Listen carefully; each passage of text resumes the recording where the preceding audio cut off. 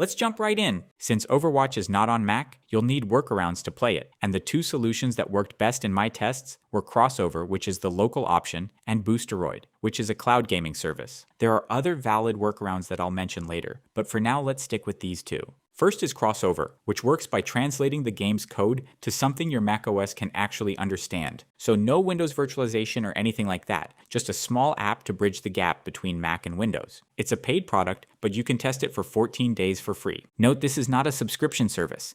The 12-month support you see here shows how long you'll be eligible to receive the latest updates for the app. After that, you still get to use the app, just not its latest version. To use Crossover, follow the link in the description to start your free trial or to directly purchase the app with a pre-applied 15% discount. Purchasing through our link helps support this channel and allows us to make higher quality videos, so we highly appreciate it. Also, Crossover has made the biggest contributions to Mac gaming, so buying it is probably the best way to support the future of Mac gaming.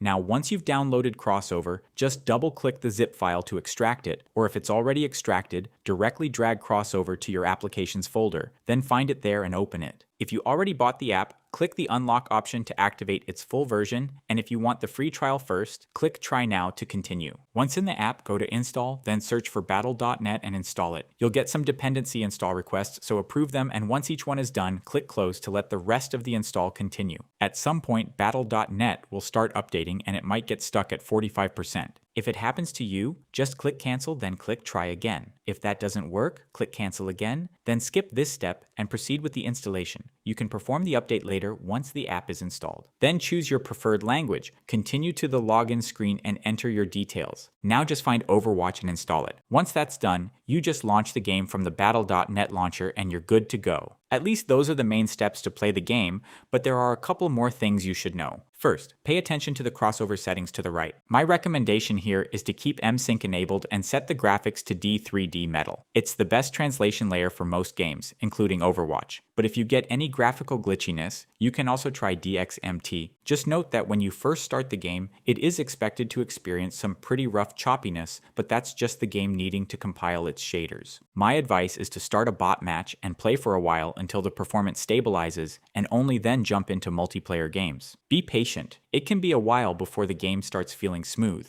Also note that different versions of the game and Crossover can give varying performance results, so I can't promise you flawless experience even with these optimizations. Obviously, you also need to adjust your in-game settings according to your Mac specs. Based on my research and my own personal tests, here's what actual performance you can expect from this game on 3 different Mac models. On the M1 MacBook Air with 8 GB of RAM, expect roughly 40 to 50 frames per second at low settings and a 1080p resolution. But since the MacBook Air is fanless, once it starts heating up, you'll start to see some major FPS drops. During my own test on my 14-inch M2 Pro with 16 GB, I found 60 FPS to be a good target, with enough headroom to raise render scale and some graphics options once everything had warmed up. And if you are on something like a 30-core M3 Max, 1440p high is realistic, with reports ranging from roughly 60 FPS on newer builds to 90 to 100 plus FPS under better performing setups. For settings, start with a fixed 60 FPS cap, low preset,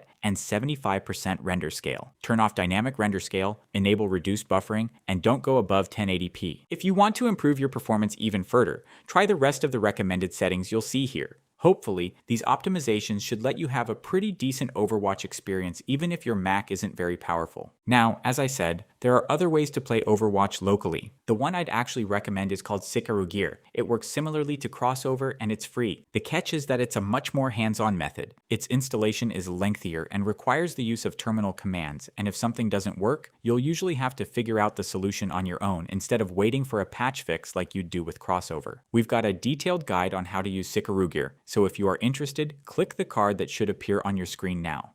That was everything you needed to know about playing Overwatch through Crossover. So what about the other method I mentioned before, Boosteroid? As noted, it's a cloud service, meaning the game isn't actually running on your Mac, but on a remote PC, which could be both an advantage and a downside. On the plus side, you don't care about your Mac specs, so even on the weakest MacBook Air or even an Intel Mac, you can get to play the game at full graphics. The downside is that you need a decent internet. Boosteroid claims 15 megabits is enough for 1080p, 60 FPS streams, but for a fast-paced online shooter like Overwatch, I recommend at least 30. Obviously, there are many other good cloud services like GFN, Shadow, and AirGPU, you that also let you play Overwatch, but I prefer Boosteroid because I think it strikes the best balance between price, quality, and games availability. Its streaming quality is near that of GFN, but plans are significantly more affordable, and its library features many big titles that are missing from GFN's catalog. If you are willing to give it a try, just go to our link below and register. The registration itself is free and lets you test your connection to Boosteroid servers to get some overall idea of what streaming performance to expect. Then you just go to your profile, click the subscribe button, and pick a plan that fits your needs. I recommend skipping the special offer options as they are only available for a 6-month subscription. Instead, get the Ultra plan for a single month only to test the waters and see if this is your cup of tea. That gives you plenty of time to play Overwatch as well as any other game you own that's in the service's library. As for actually starting the game, it couldn't be any simpler. Once you are subscribed, just search for it at the top, click play, then OK, and then log in with your account to begin.